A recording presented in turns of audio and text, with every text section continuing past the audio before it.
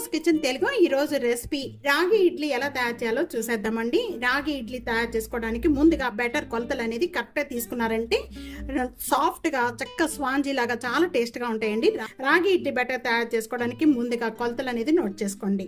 ఇక్కడ మనం ఏ కప్పు కానీ లేకపోతే గ్లాస్ కానీ దేంతో తీసుకుంటారో మొత్తం కూడా దాంతోనే తీసుకోండి. ఒక కప్పు 1.5 కప్పు రాగిలు వేస్తున్నాను. దీంట్లోనే ఒకే ఒక బౌల్లో వేసేసుకోండి. ఇవన్నీ కూడా ఒక హాఫ్ కప్ అనేది రైస్ అంటే మీకు ఎక్కడైనా దొరుకుతాయండి. ఇవి చాలా షార్ట్గా ఇలాగ దొండులాగా ఉంటాయి అనమాట. ఇలా చూస్తున్నారా, ఇడ్లీ రైస్ అంటారు. ఈ రైస్ వేసేస్తున్నాను.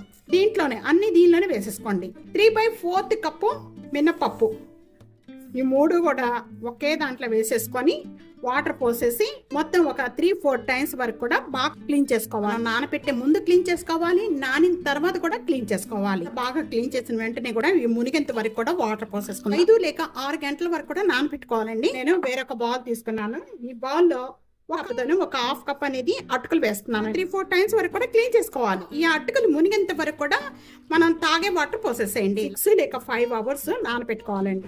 5 అవర్స్ నానిపోయిన వెంటనే కూడా మళ్ళీ ఒకసారి ఇవన్నీ కూడా బాగా క్లీన్ చేసుకోవాలి. గ్రైండర్ అయితే వెంట గ్రైండర్, లేకపోతే మిక్సీ జార్లో వేసేసుకోండి. మీకు ఏది కన్వీనియంట్ ఉంటే అది వేసుకోవచ్చు. నేను వెట గ్రైండర్లోనే వేస్తానండి. నేను ముందుగా అటుకులు అనేది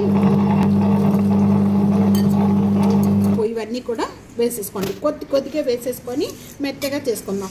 ఎందుకంటే ఒకేసారి వేయకండి. ఒకేసారి వేసారంటే నలగదు. వాటర్ కూడా పోయొద్దు.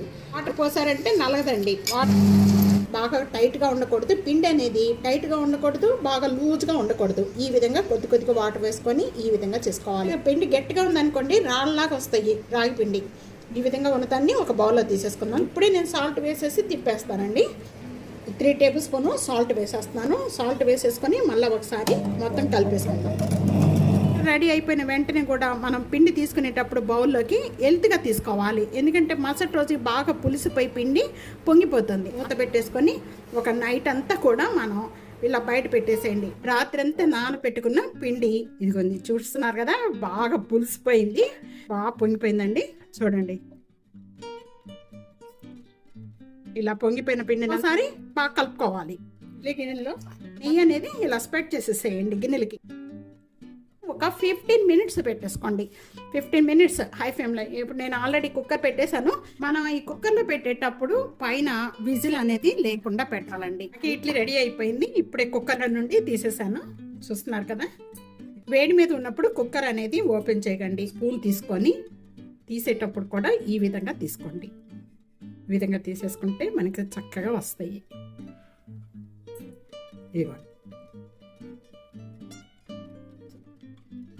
రాగి ఇడ్లీ ఎప్పుడు మనం ఒకే ఇడ్లీ కాకుండా ఇలాగ రాగి ఇడ్లీ, జొన్న ఇడ్లీ, సజ్జ ఇడ్లీ ఇలాంటి మిల్లెట్స్తో తీసుకోవడం వల్ల హెల్త్కి చాలా మంచిగా ఉంటుంది. తప్పకుండా ఈ రెసిపీ ఇదే విధంగా ట్రై చేయండి. ఇదే కొలతలతో ఇదే విధంగా ట్రై చేయండి. సాఫ్ట్ స్పాంజీ రాగి ఇడ్లీ రెడీ అయిపోయినాయి. మీరు ఏ చట్నీతో తీసుకున్నా చాలా టేస్ట్గా ఉంటుంది. నేను ఇక్కడ శనగపప్పు చట్నీ అండ్ టమాటా చట్నీ తయారు చేశానండి. ఏ కొలతలతో ఇదే విధంగా ట్రై చేయండి. చక్క స్పాంజీ లాగా చాలా టేస్ట్గా ఉంటాయండి. చక్కగా వస్తాయి. చూస్తున్నారు కదా,